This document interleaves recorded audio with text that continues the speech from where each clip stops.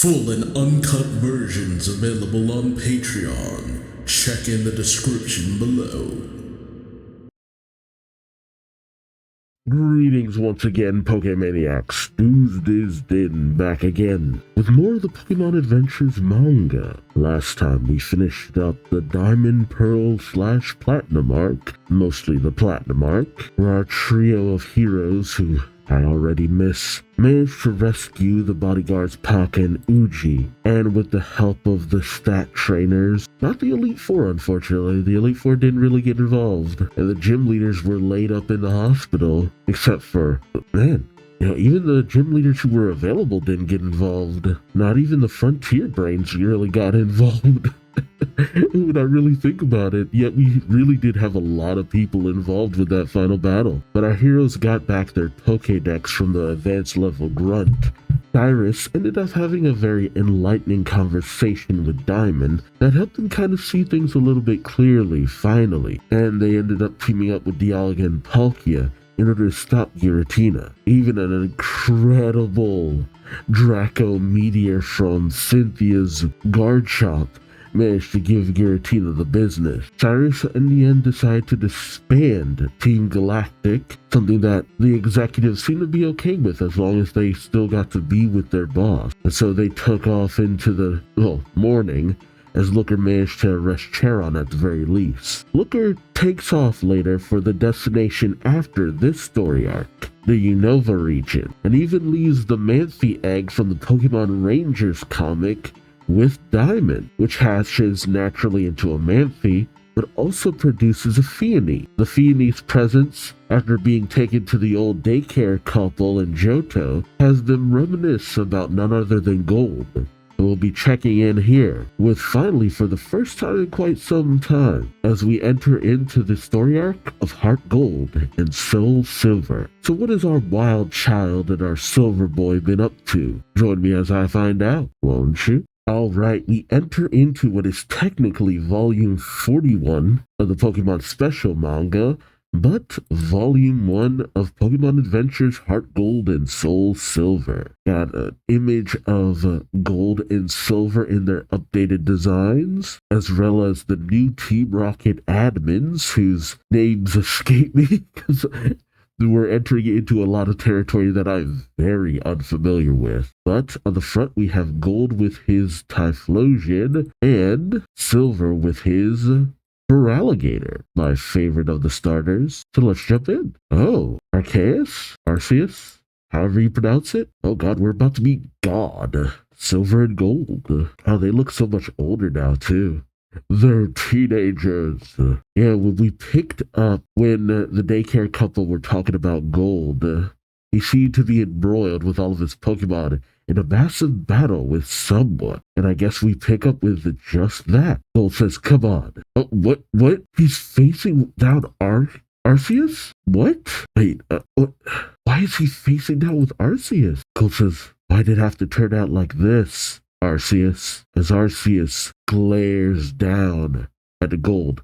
And, dude, Arceus is so much bigger than what I'm used to. Most Arceus that I'm used to seeing. Oh god, Arceus is canonically 1006. Oh my god. Literally. Oof. Yep, I'd be terrified. Yep, pants to be darkened. Pants to be darkened. Gold says to Typhlosion, I'm counting on you, partner. Blast burn. And Typhlosion unleashes a torrent upon Arceus. Gold puts on his goggles saying, by the way, Arceus, I forgot to introduce myself. I'm Gold from New Barktown. I came all the way down here to help you. So what's going on? Why am I fighting against you instead? Arceus roars. It has no mouth, yet it screams. Ooh, and the roar shakes all of Gold's Pokemon. Typhlosion, Sudowoodo. Is it Ambipom? Yeah, it's Ambipom. Actually kind of sad that it's Apom evolved because I don't really care for Ambipom that much. Sunflora, Sudowoodo. Oh wait, I think I already said Sudowoodo. Politoed, and Togepi. Gold calls out this Pokemon. Ha! Hang in there, everybody. Just hold on until Silver gets here. Oh, okay. He's trying to buy time. But then Arceus begins to shine. Maybe it's shifting into its modes. And so we have entered into the 9th chapter. We cut over to a few weeks before on Route 37. Gold is traveling on Typhlosion alongside Whitney and her milk tank. Cole says, "Are we there yet? I'm bored and hungry." He reaches into his bag saying, "I know. I'll try the Rage candy bar I bought on the way. Here, you can have one too. Enjoy." And he chokes it into Whitney's mouth. And that's so rude. As Whitney chokes, Gold says, "What, did it get stuck in your throat?" "Polybo." And he brings out Polytoad to help her out. Oh, Polytoad then soaks her, leaving Whitney and Milk Tank all wet. See, the Rage candy bar does not look like a Rage candy bar. It looks like a steam bun. Gold laughs, "A little too much water." "Yeah, this Rage candy bar is a little tough though." Whitney says, "A little? It was like chewing on a twig. I almost choked, you idiot." Gold calls back, "Oh well, it wasn't too tough for the great Gold famed Pokedex holder of New Barktown." Whitney follows behind us saying, "Gym leader B is taking precious time off to guide you. So what's with the attitude, huh? Why don't you show some gratitude?" Gold says, "Whoa, sorry. Why so serious?" "Excuse me, princess." "Oh, it's adventure number 1. An Oddish outing." Wait, an out-outing Oddish. Out-outing Oddish. I don't know why I said Oddish outing. Whitney starts to beat up on Gold. But Gold says, "Hey, I can see it. That's it, right?" God, I forgot the way that Gold tends to be. We near some kind of stadium. An announcement says, "Welcome everybody to the Pokeathlon Dome." Pokeathlon, the sport you enjoy together with your Pokemon. Yeah, I think I remember an episode where Ash competed in a Pokeathlon thing. Huh. Oh, it's DJ Mary saying, "It's a beautiful day to participate. Numerous Poke athletes are taking part in 10 different competitive sports today, and the tournaments are all brought to you live from Goldenrod Radio. Our 6-hour special is ready to begin." Gold brings out his skateboard. It used to be a scooter, but now it's back to a skateboard, and recalls Typhlosion telling Whitney see inside, which, recalling her because she was riding on top of Typhlosion, causes her to fall right on her butt. Oh man, he's so rude. And then Gold just goes cutting through the crowd on his skateboard saying, "Move aside, commoners." I swear he's gotten worse with age. When he says, "You have to stand in line," and she chucks a Pokeball, bringing out Smeargle, who just paints across his face. He says, "I can't see." And as he weaves through the crowd, he hits a wall. See, this is familiar too. As Whitney drags him through the crowd, telling them, "Sorry for the trouble." And you even got Smeargle bowing as Whitney says, "So sorry." But Gold just ignores this, looking around saying, "I hope he's here." Whitney says, "What are you scoping the place out for? Trying to find a spot to cut in line, aren't you?" Gold says, "No. By the way, what are you gonna do about this? My brand new clothes, cool duds got covered in paint."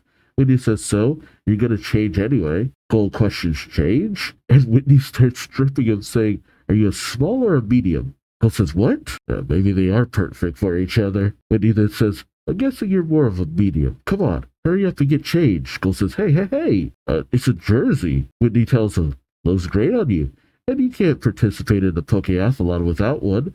Okay, let's go." And I'm not sure who tells him this or if it's Gold saying this, but Pokeathlon. 10 types of competitive sports to participate in with your Pokemon. You have the Hurdle Dash, Track Dome, Circle Push, Fight Dome, Lamp Jump, Jump Dome, Relay Run, Dirt Dome, Pennant Capture, Beach Dome, Ring Drop, Fight Dome, Block Smash, Fight Dome, Disc Catch, Beach Dome, Snow Throw, Snow Dome, Goal Roll, Fight Dome. You win or lose with your Pokemon as a team, not just as a trainer. Because the trainers choose which of their Pokemon will participate in each sport, it's important for them to keep a keen eye on their Pokemon's strengths and weaknesses. Gold rushes in with Typhlosion, Apom, and Polytoad, saying, okay, let's do it. Abo, Polybo, Expo. Whitney calls out from the sidelines, "Good luck." Well, she's also in a dirt jersey, so she might be competing as well. The crowd goes wild inside. It's the Snow Dome, where we see Pokemon just trucking snowballs at each other. See a Wobbuffet, Ditto. None of my favorites, though, that I can see. Oh, wait, no. Wobbuffet. I do love Wobbuffet. Gold says, go, throw. Now's your chance. I was wondering about this snow throw event was all about. It's just a snowball fight. Hey, Avo, you're not going to get anywhere throwing little bitty snowballs like that, he says to Apom. Finish them off with one huge snowball. And as Apom hefts a giant woman above its head, Gold says, yeah, that's it. And Apom chucks it, just taking out 3 Pokemon, I think. The announcer says, time's up. That's it for the snow throw. All of the skill course games have finished. Let's add up the points. And we see a readout of several different points for several different areas. The announcer says, if we add the challenge bonus as well, the winner is the Team Gold, consisting of Apom, Typhlosion, and Politoed. They're a tenacious team who aren't afraid to make mistakes. Gold chuckles to himself. The announcer hands Gold something, saying, here's your medal. Gold says, thanks. As Gold proceeds, he comes across Whitney, who says, congrats, not bad. Gold says, it was a piece of cake. Whitney says, I see. So this is the medal you get for winning the skill course. What are you going to try for next? Gold says, there's speed course, stamina course, jump course, and power course.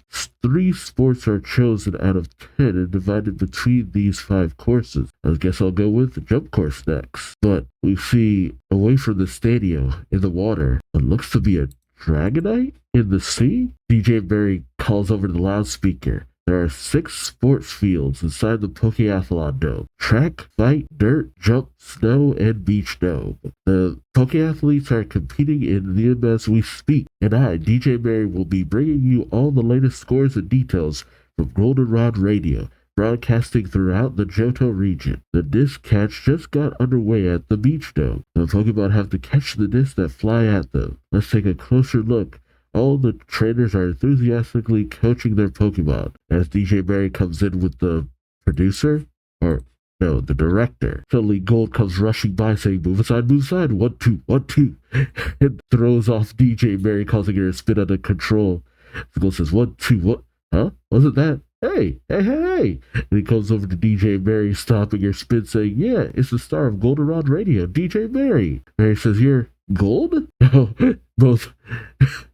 She and the director recoil as she says, the infamous troublemaker from New Barktown who causes chaos wherever he goes. Gold says, that's not a very nice thing to say to the great hero who saved the Johto region. Barry says, I can tell you're taking part in the Pokeathlon because you're wearing that jersey, but why are you running around like that? Gold says, oh, because of this. Apra juice. I only found out about this after I came here. It's a juice you create by blending apricorns. I was told to put the ingredients inside this blender and run around with it for a while. He says, dashing around Mary and the director. He says, it's done. Mary says, that's all well and good, but shouldn't you be coaching your Pokemon? You're in the middle of a disc catch game, aren't you? Bill says, yep, they'll be fine. I don't need to micromanage them. Look. He gestures over to the field where we see Sudowoodo and Sunflora just tossing the disc between them. Bill says, Subo and Sunbo, too. My partners are doing just great. Mary says, you're supposed to enter 3 Pokemon in this game, aren't you? Where's the other one? Gold says, look closer. All the participating Pokemon are fighting to catch the one disc that tossed into the field. Obviously, they're all going to bunch up together where they have the best chance of catching it. But, we see the rowdy little Togepi making its way underfoot. Gold says, Togepo doesn't have a problem moving through that crowd. After all, Togepo is really small. Togepo then just shoves its way through an Elekid. As Gold says, plus, it's a naughty-natured rascal who won't budge in a fight. Its small body isn't a disadvantage at all. The announcer says, and that's the end of the disc catch game. Gold, as he makes his way, says, okay, the next sport is lamp jump. The Pokemon jump around to tag the lamps as they light up. Okay, so these must be all mini-games from one of the games itself. As we see Togepi, Sunflora, and Sudowoodo competing, Gold says, go, go, go. As all his Pokemon do their thing, Mary says they sure are rough and rude. And then she looks at Gold and then Togepi and it says, they kind of look like each other too. And she giggles.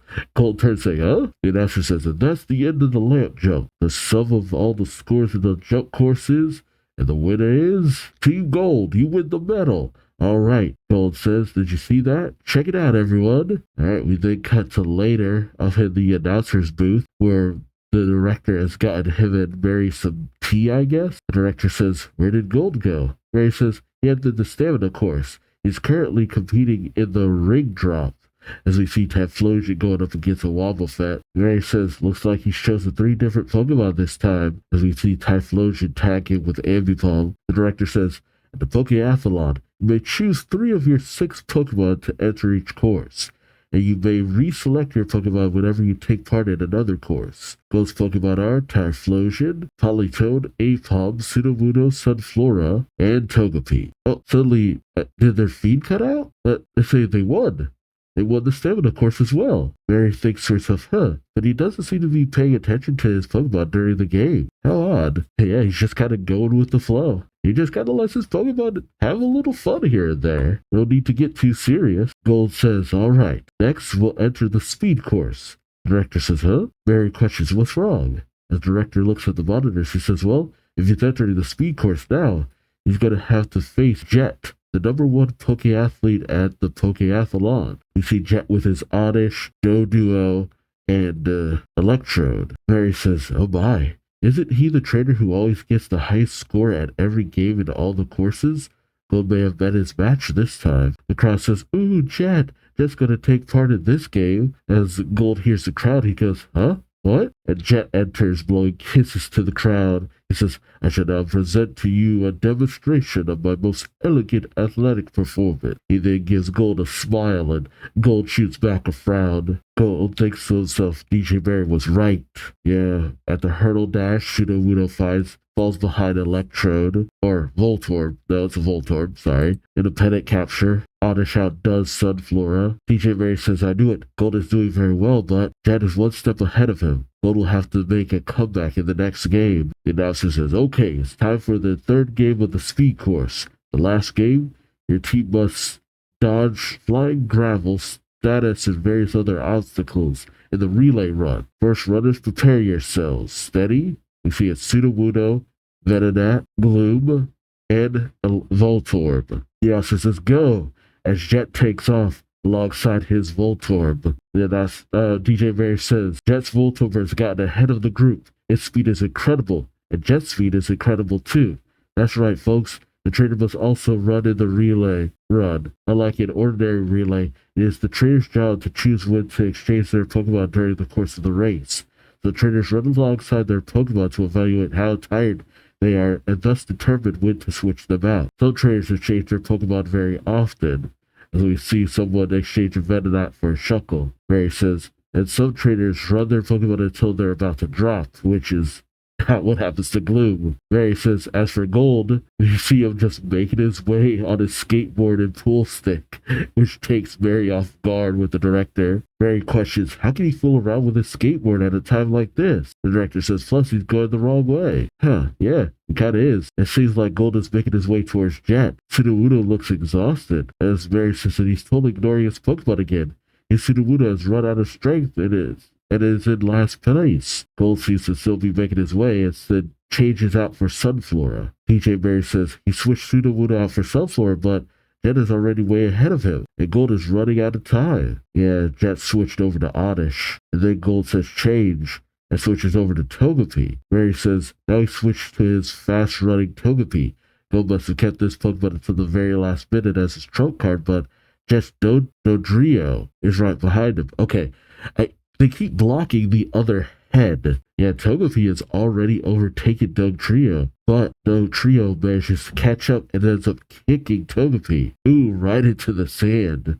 Much to the shock of DJ Mary, the director, Togepi's eyes have been blocked, and Togepi starts to stumble. Mary says Togepi has gotten some gravel in his eyes. It seems to be having trouble seeing where it's going, and Jet just chuckles to Gold as the Heat and Dugtrio overtake Gold and Togepi. And as Togepi struggles, Gold simply says, "Togebo, hurry up. Don't be such a wimp. Run with all your might." Togepi grits his teeth and goes rushing forward. Mary calls up, "But that's impossible. It can't see. It's gonna crash." Gold, with his eyes closed, says, "Togebo, right, left, jump, left." Freaking entering the Konami code. Togepi narrowly manages to dodge a sandcastle. As Mary says, "It's moving exactly as Gold tells it to." It's as if Gold was just playing with his skateboard, but actually he was memorizing the locations of the obstacles. Now that Togepi knows where they are, it is not afraid to go as fast as it can, and it's not taking any unnecessary steps. That's actually impressive. And Togepi actually manages to reach the goal before Trio. That is a fast little thing. The announcer says, Team Gold has completed the 10 laps and received 119 points. If we add this to the scores from the 2 games before, his total reaches 386 points. Team Gold has made a dashing comeback at the end of the speed course. At the winner's podium, Jet says, while shaking Gold's hand, what a wild and wonderful performance. Gold says, thank you, thank you. Mary comes over calling out to Gold, and Gold says, hey, Mary.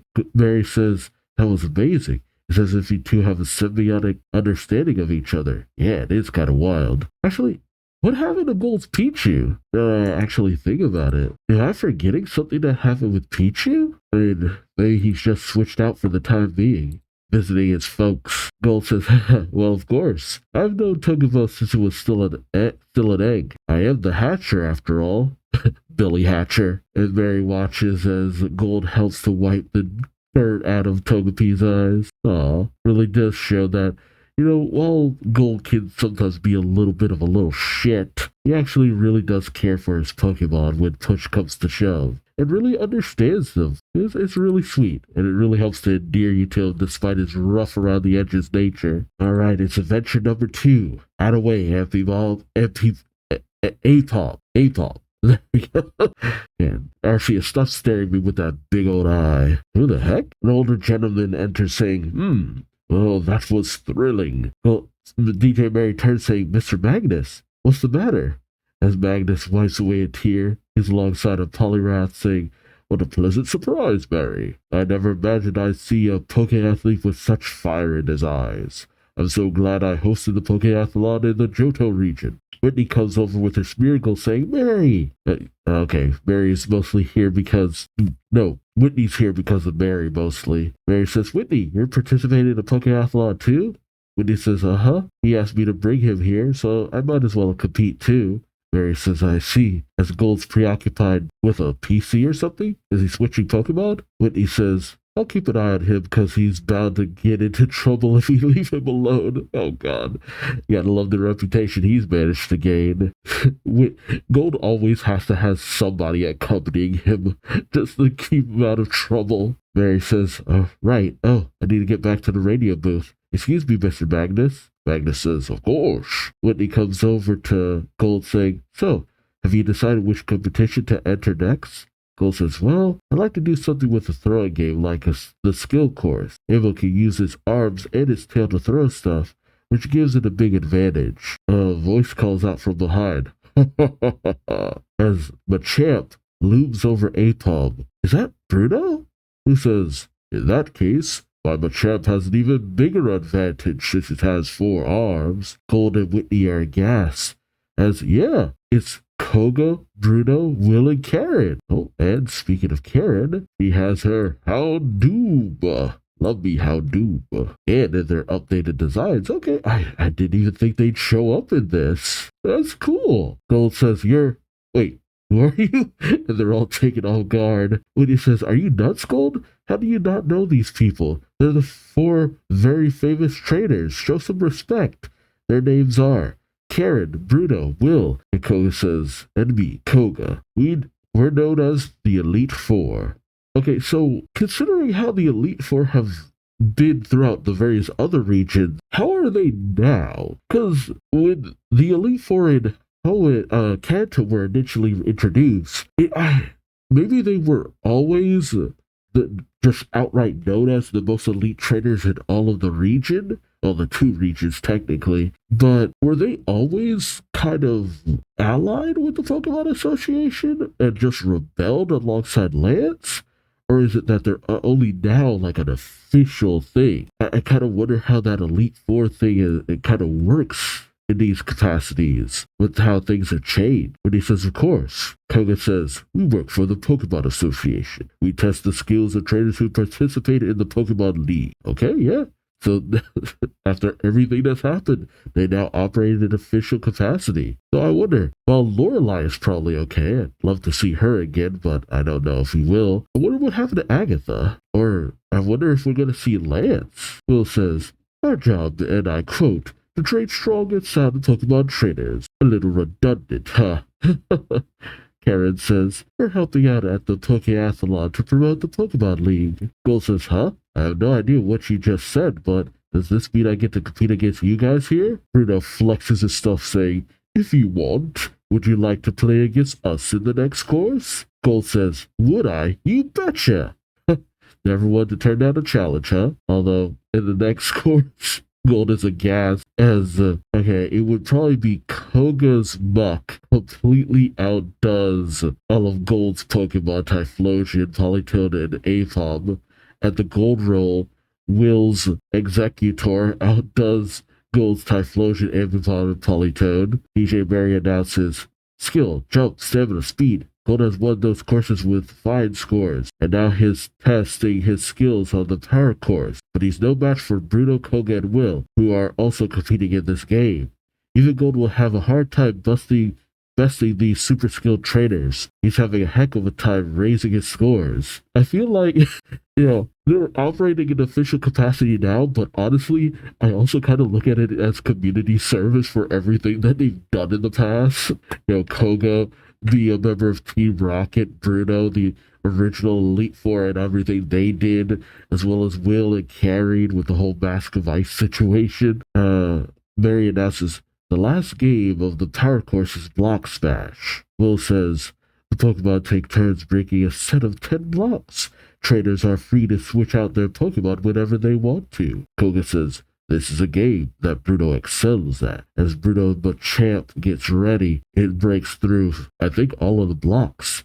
Watching from the stands is Whitney and Karen. Whitney says 10 blocks at once. Karen laughs as Whitney says his Pokemon isn't even tired and immediately moves on to the next 10 blocks. Oh, it's consecutive block breaking. Whitney says, how will Gold do as Apom strikes at the blocks? It only breaks one. Gold says, Polybo, your turn. And it breaks through a few more. Gold says, exchange, Expo, and Typhlosion breaks through even more. Whitney says, it's no good. Typhlosion is the one that's closest to in strength to Machamp, but it still can't catch up, as Typhlosion does its best to break through all the bricks. Gold then ponders for a moment and says, change, and brings in Apom. Whitney says, what? Why doesn't he go with Typhlosion? Apom continues to struggle to break through the blocks. And as Bruno watches, he says, so you've given up, huh? Gold laughs. And Bruno says, what's so funny? Gold says, well, I noticed right away that my team is no match for yours in terms of sheer power, so my only chance is to try and compensate with something else. That's where Avo comes in. Even though Avo can only smash a block or two with a single attack, it can continue to hit the center of the crack in the block. In other words,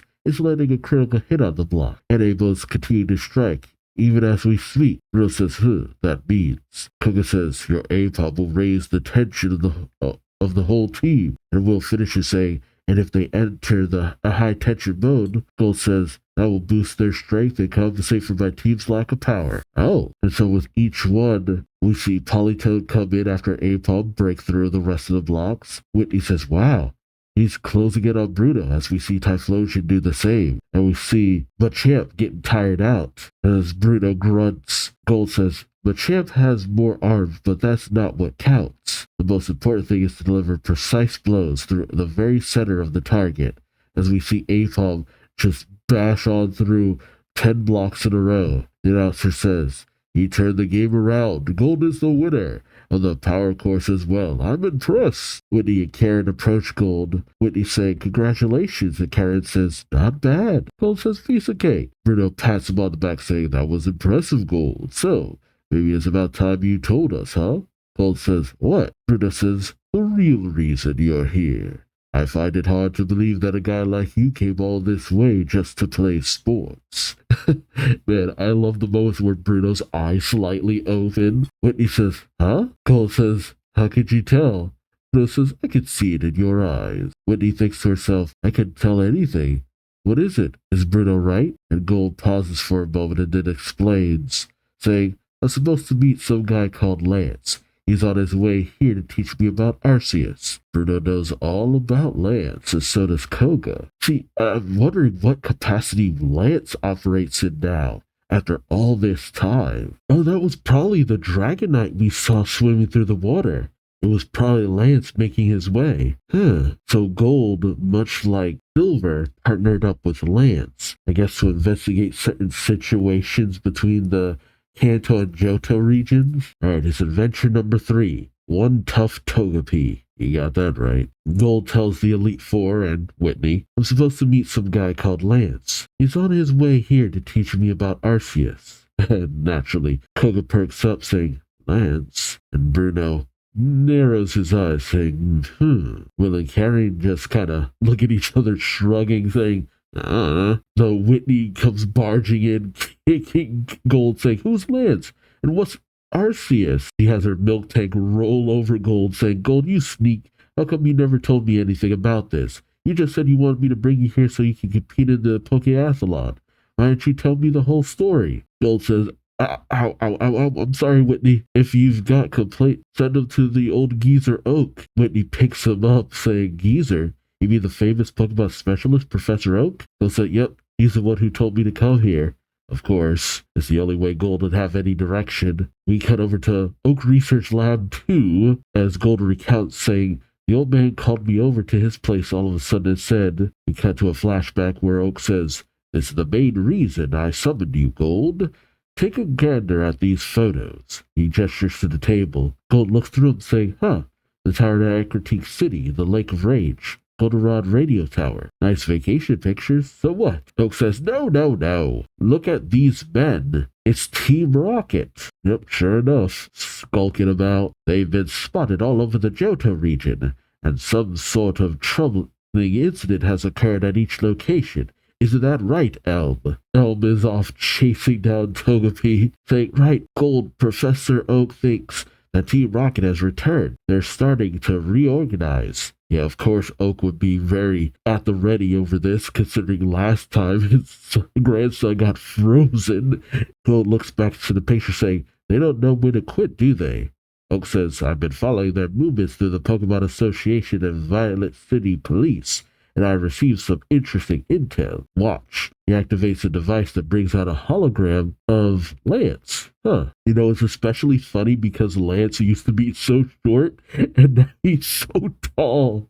Like, Lance used to be about the same size as Yellow, and now he easily towers over her.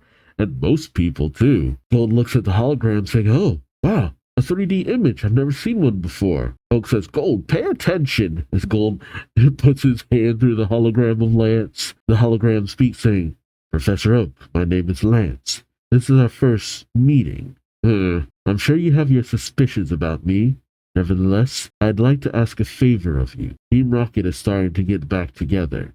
And this time they're after the legendary alpha Pokemon Arceus.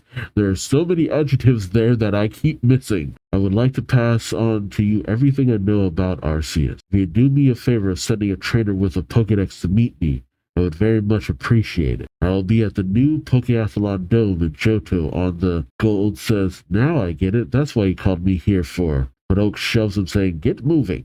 This information about Arceus is very important. You mustn't be late. Gold says, what a pain. What about Silver and Crystal? Why don't you ask them to do it? Yeah, that actually is a good point. Oh, Crystal's still in her other design. It is kind of weird that they make... Well, nobody would have known that the female protagonist would have changed from who we were used to it being and all that. You know, from Triss to Lyra. Like, I don't know how I'm going to feel once I actually see her in that new outfit. Oak says, I tried. I couldn't get in touch with Silver, and Crystal is busy with the Pokemon Academy, so... Gold says, what? You mean you only asked me because you had no other choice? That's low. As he fights with Gold, Oak says, just get going. Elm butts in saying, now, Gold, think of this as a sightseeing trip. You'll get to see the new stadium in Johto. And Gold very haughtily says, and that's why I'm here. I'm on a top secret mission that famous Pokemon Professor Oak begged me to do for him. And everyone's thinking different things. Whitney thinks, but you were a bench warmer. Oh, they all think it. But you were a bench warmer? Oh, that's messed up. But they're not wrong. Gold is the person you call in when you got no other choice because of its personality. No wonder he's so haughty. Will says, well, in that case, it's about time you met this Lance fellow. Karen says, right. Gold says, yep, that's what I thought. Whoa. And as Koga falls to the floor, listening, he says, it's getting close. Whitney asks, what are you talking about, Koga? Koga rises, saying, it's coming from underground. No, it's coming from the sea. And he gestures to the ocean, just as Dragonite erupts from the water, looking a little worse from where. Whitney says Dragonite, but Dragonite's on a rampage. Oh. The people go shrieking and fleeing in terror as Dragonite hyperbeams the stadium. Oh god, we've already started destroying property. Jeez. DJ Marion from inside the stadium calls over on the announcement system saying, it's Dragonite. A Dragonite is attacking the Pokeathlon. What's happening? The director gets on the speaker saying it's an emergency. Everybody evacuate. He then says, come on, Mary, you go first. Bruno enters with his Poke-Chunks. I've missed that. I've missed the elaborate Pokeballs they've used to have. As Koga says, we have to stop it. As Koga brings out his Poke Shuriken, good stuff. And they both launch out their Pokemon. Koga's Hitmonlee and, oh no, Bruno's Hitmonlee and Koga's Ekans. As both Pokemon go in on Dragonite, they're both blasted away by Hyper Beam. Koga says, this doesn't bode well. Bruno says, its Hyper Beam is unbelievably fast. Oh, Dragonite then grabs the announcer booth where the director still is and knocks it over, sending the director flying. Jeebus. Whitney is aghast as the director ends up falling on top of the Dragonite's head. Whitney says, we've got trouble, Gold. Gold? And suddenly Gold's clothes get tossed at her, and Gold suits back up in his regular clothes at the ready. Okay. Why he had to be in his regular clothes for this, I do not know, but I guess it's just what he's most confident in. You know, gotta show off the new drip and all that. And as Gold is at the ready with his Pokemon, Whitney asks, do you have a plan? Gold says, of course I do. As the director is holding on for dear life on top of Dragonite's head, Apom and Politoed try to leap towards him and do what they can to help. Golden says, Ninja Man, Macho Man. Koga says, Ninja? Bruno says, Macho. Gold says, Dragonite's strongest move is Hyper Beam, right? I'm gonna have Abo and the others learn over here so it shoots the Hyper Beam at me. Bruno says, what? As Gold, aims up its cue at the Pokeball with Togepi in it. Gold tells them, tell me the second it starts to shoot its beam out. As all of Gold's Pokemon are trying to get Dragonite right into position, Dragonite readies its Hyper Beam. Bruno and Koga call out now, and Gold fires off its Pokeball with the Togepi inside. Gold narrowly misses getting blasted by Hyper Beam. He goes rolling back as a fried Pokeball falls to the floor. Koga says, you were going to open the Pokeball at point-blank range right after you shot out the Hyper Beam. Bruno says, but. And Will comes over to the down Gold saying, betting on an all-or-nothing strategy, that's madness. You end up injuring both you and your Pokemon. But Gold grabs Will's face, saying, you talk too much, and I don't play losing bets. As we see Togepi has made its way right above Dragonite's head. It readies itself and comes spiraling into the back of Dragonite's neck. Much to the shock of the Elite Four and Whitney, Dragonite goes down. As Togepi lands next to Gold, they high-five. Gold saying that was perfect, Togebo. Whitney says, what happened? Did the Togepi get out of the ball before the Hyper Beam hit it? Karen says, the Pokeball received a direct hit. However, Togepi endured the Hyper Beam. Dang, tenacious little thing. Until the very last minute, when the ball was destroyed, and by then it was close enough to the Dragonite. Gold says, what do you think? My little Togebo's got guts, doesn't he? Koga smiles, saying, it went straight into the opponent's Hyper Beam. Bruno seems to be at a loss, saying his Pokemon are as reckless as he is. I'm actually glad the Elite Four actually got to beat Gold. Like, all these guys have been, endeared to Red, but now you get to see Gold's unusual brand of madness. Gold says, nah, I knew I could pull it off from the start. Hey, look, that's a tattered piece of a cape. Bruno says, You mean, Gold says, yeah, this is probably Lance's Dragonite, as they see the bit of cloth in Dragonite's claws. Gold says, I did some research on Lance, found out he can change the trajectory of the Hyper Beam this dragon Pokemon shoot out. But all the Hyper Beams for this Dragonite shot out straight, right? Okay, so it's Lance's ability that allowed the Hyper Beam to do that angle BS. Okay, that's an interesting little bit of lore. Gold says, that's when I realized the trainer who ought to be with his Pokemon isn't anywhere nearby. Koga says, I see. And knowing the trajectory of the Hyper Beam, you were able to calculate how long you had to endure it. Gold says, that's right. But as Whitney comes over, she says, this Dragonite is injured pretty badly too. Carrion says, it appears to have been in a battle before it came here. Bruno says, uh-huh. Lance is an old friend of mine. If this is Lance's Pokemon, that means he was attacked by someone on the way here. That's why he wasn't able to make it to the meeting with Gold. Apparently his Dragonite managed to escape and come here by itself, but without its master to guide it. It was out of control. Gold says, and this was all just a big waste of time. I went around collecting all these medals to show that Lance guy what a skilled trainer I am. Well, since he bailed on our meeting, there's no reason for me to stick around any longer. Let's go home. Gold, is that really your takeaway from all of this? But as Gold looks over, he says, oh, you're the radio director of Goldenrod Radio, right? It's not like saving him will do me any good. He drags off the director saying, hey, mister. Hey, mister. Since your live broadcast has been ruined, you're going to head back to the radio tower, right? The director, waking up, says, huh? Gold says, give me a lift in your car, will you? As he enters the director's car, he says, see you around, Elite Four. It was a lot of fun competing against you. Now, I feel like he's up to something. Bruno says, I had a lot of fun too, Gold. Lance and I were once part of the Kanto Elite Four. We had our differences, and we traveled down different paths. But I have a lot of respect for him as a trainer. Gold says, I thought so. Back during a different art style. Bruno hands over the Lance's Dragonite, saying, this is Lance's Dragonite. Usually it's very difficult for anyone other than a Pokemon's master to place it back in its Pokeball. But this Dragonite seems to have remembered that I'm an old friend. If you get the opportunity to connect with Lance in the future, I'd like you to return this to him. Gold takes it, saying, sure thing. Gold says, I'll give you something too then. Violet rice crackers, azalea dumplings, and rage candy bar. He hands all of the stuff over to Bruno, as he says, leftovers for the snacks I bought on the way here. See ya, bye. They take off. Bruno eats the rage candy bar, thinking, I'm feeling a bit peckish. And then he says, oh, delicious, too delicious. I'm never eating anything but this. I'll never eat anything but this for the rest of my days. Oh, God. What have you done to Bruno? And as Gold makes his way, a voice calls out, wait. It's Whitney and her milk tank saying, Gold, is this really how you want to end this? The mission Professor Oak entrusted you with. The fact that Lance was attacked and has gone missing. Are you going to just ignore all that and waltz home? Gold says, lighten up, Whitney. That's a job for the police. Oh, I don't buy it. Whitney is taken off guard.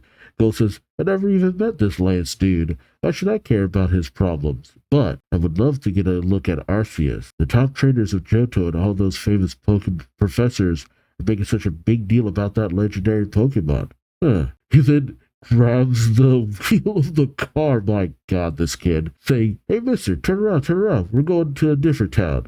The director says, whoa, hey. Gold says, I've changed my mind. Head for Ecruteak City.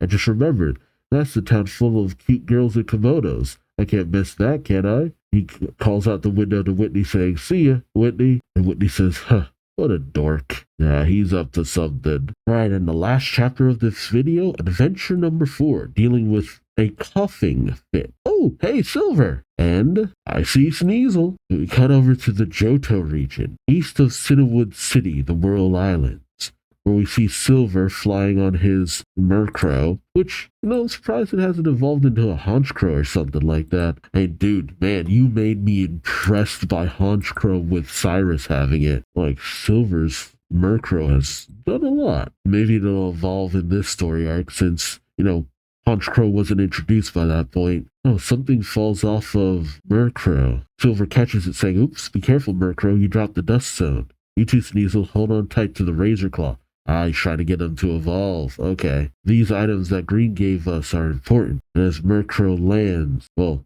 descends with Silver. Oh, this is where he previously met Lance, right? Silver lands at the usual spot where he would meet with Lance and recalls his Murkrow. He then brings out his Gyarados, Kingdra, and Feraligatr. He says, Gyarados, use Whirlpool to calm the Whirlpool down. Yeah. Kingdra, dive the waterfall with Waterfall. Feraligatr, ride the waves with Surf. And all three do just that, allowing Silver to make his way inside. They have 3 special moves that he needs in order to get inside. He then brings out Sneasel, and as he enters into the chamber, he says, how long has it been since we last saw this secret chamber on this island? He calls out Lance, but as he gets no response, he says, I knew it, he's not here. He tosses some photos on Lance's throne chair, saying the black market sales of Slowpoke tails, the sudden appearance of a swarm of Gyarados at the Lake of Rage, the mysterious radio wave incident at the Goldenrod City, all of it happening in the Johto region recently.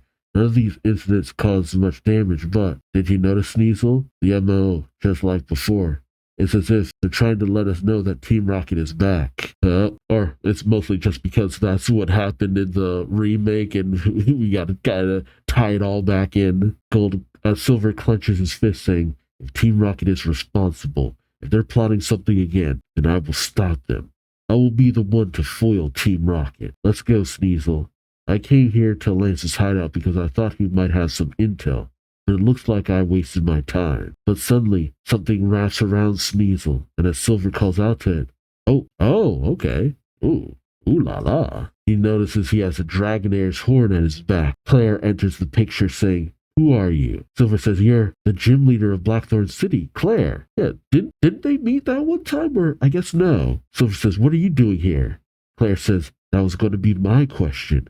What do you want with my cousin? Silver says, your cousin? You mean Lance? Claire says, that's right. We grew up in the City of Dragons together. We were raised to become dragon-type trainers. We're very close, and we watch out for each other. She says with a rage in her eyes. Now that something's happened to my beloved cousin, I don't know what to. Silver says, what? Claire says, he called me a little while ago, but the call got cut off. And since then, I haven't been able to contact him. I was concerned, so I decided to check on him in person. Silver says, in that case, I'm not your enemy, nor am I Lance's enemy. My name is Silver. I came here but then something catches his attention. Oh. They're surrounded by coughing. Silver says, it appears we've been surrounded while we were having our little chat. Claire, I take it these aren't your Pokemon, correct? Claire says, like she's offended. No. Silver says, a large group of hostile Pokemon. Are they here because of me or for some other reason? Regardless, Silver brings out all of his Pokemon, saying, looks like I'm going to have to fight them. You got Murkrow, Sneasel, Kingdra, and Feraligatr unleashing a devastating attack, and he manages to clear the whole room. Much to Claire's bewilderment, she says, he defeated so many of them in the blink of an eye. Silver says, thanks to your cousin. Claire says, the move your Feraligatr used was Hydro Cannon. It's a special move. As Silver pets his Feraligatr, he says, correct. He brings out his Pokedex, saying, I was lucky enough to have the opportunity to learn it. Claire catches sight of the Pokedex, saying, so you're a Pokedex holder. Oh, but we see that one coughing has not been taken out, and as it tries to sneak away, Silver sees it and tells Sneasel to go in. Sneasel manages to, it swipes what the coughing had in its mouth, but as the coughing manages to get away, Claire says, it escaped. Silver says, yes, but Sneasel shows off what it got. Claire says, did you get it from that coughing? Silver says, my Sneasel's signature move is Thief. That's my signature move too. I noticed that coughing was trying to sneak away with it. I must admit, I used Thief on you once as well. This is probably a good time to give this back to you. As he hands something back to Claire, it lands in her hands. Silver says, is the badge I borrowed for your gym while you were out. Oh, right, all that time ago when he tried to get into the Pokemon League. Claire's a little flabbergasted by this. Silver says, so as you were saying, Lance called you. What did he have to say? Claire says, I'm not sure. It sounded like someone was jamming the call. All I could hear was bits and pieces of something he was trying to tell me. We get Lance's message saying, the Safari Zone, plate, Arceus. Oh, the plates. Gotcha. Silver says, Safari Zone, plate, Arceus. The Safari Zone is that new facility that just opened to the west of Cinnawood City. Oh man, we even see the what was his name again? Balboa, the guy in charge of the Safari Zone and the mechanical Pidgey. Oh man, brings back memories. Silver says, but was this about a plate and Arceus? Claire, angry, says, I don't know. Don't expect me to have all the answers. But as Silver looks at, what the coughing has, he thinks a plate. Claire then gets his attention saying, hey, you're Murkrow and Sneasel. And they evolve into Weavile. See, this is one of the few occasions this will happen. And it's one of the few occasions where I actually like the evolved form of another Pokemon. I still prefer Sneasel's design, but I don't hate Weavile. But I do prefer Murkrow over Honchkrow. But then again, Cyrus's Honchkrow was kind of cool. Silver says their experience and the items they were holding seem to have merged to help them evolve. Something big is brewing. Maybe their new evolved forms will come in useful. Come on, let's go. First stop, the Safari Zone. And he takes off on his newly evolved Honchkrow. Is Claire coming with? Or, hey, that'd be a pretty awesome team up. We cut over to Cliff Cave. Oh, god damn it. It's this little gnome again. And I don't get CERN, but I get him. Ugh. Honestly, I would have preferred Orm. Cut to Car with a legion of rocket grunts saying, 98, 99, 100. I've succeeded in taking control of the area. Things like this are a cinch if I put my mind to it. I just couldn't give up. My dream of 3 years ago to become the leader of this organization. It's been 3 years? Oh, wow. And I guess that makes sense. I mean, I do like that they kind of keep things on a pretty steady timeline. And obviously, one story takes place after the other, within an uncertain amount of time between whatever they say. That's why I called back the remaining members, collected weapons and ammo, and staged events to mark the return of Team Rocket. And I did it all on my own. Even if the other higher-ups return, I won't take orders from anyone anymore. Not from the other members of the Three Beasts, not even from our former boss, Giovanni. But a figure says, I don't know about that. Car says, what? Who's there? But he's suddenly choked by an Arbok. Hoisted in the air, the figure says, Car, you are a member of the Three Beasts under direct command of Giovanni.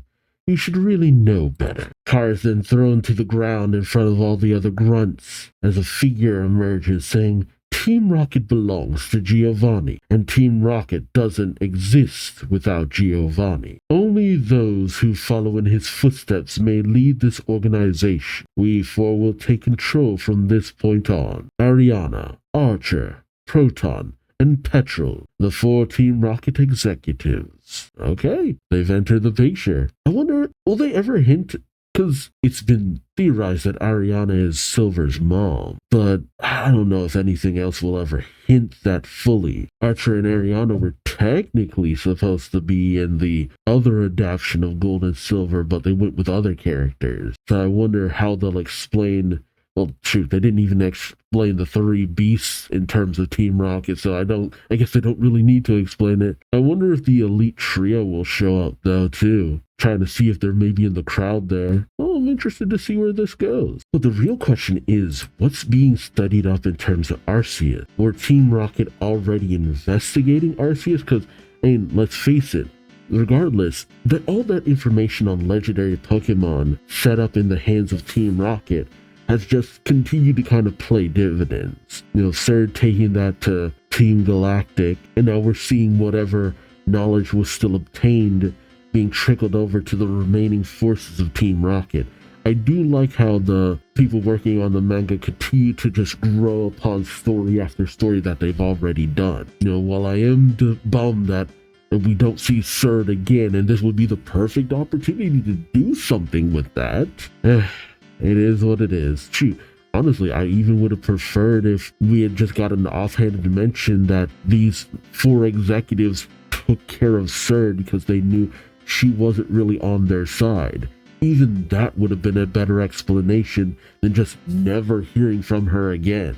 Which I guess I'll choose to believe until further notice. But but Gold is definitely up to something. Maybe there was some kind of hint he got, but I don't know. He's too shrewd to just have dismissed that situation with Lance. And after getting that mission and all that, it's either that or he's just gonna stumble into the story again. We'll see. And I hope that's not the only appearance of the Kanto/Johto Elite Four, because that would be kind of a bummer. Don't put them in this story just to show off their new designs and then do nothing else.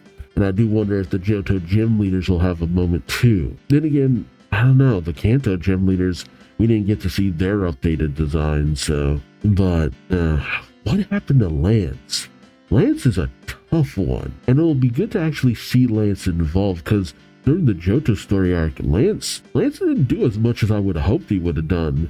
It was mostly all Silver, so I am glad to see more of the continued relationship between Lance and Silver, and exploring more of Lance's relationship with Claire. I do like how what we've come to learn about Lance going forward has changed and impacted his character over time. But I do really hope that we got a bit of a team up between Silver and Claire. That would be cool. One of my more favorite gym leaders, especially of the Johto region. And I'm interested to see how these executives actually do things. I think I've only actually seen Petrol in action because of the Pokemon Generations animation. And that's just basically him getting his butt whooped by Lance, and that's it. I don't think I've seen any of the others actually in any form of like animation or anywhere else. So this is about my biggest introduction to any of them.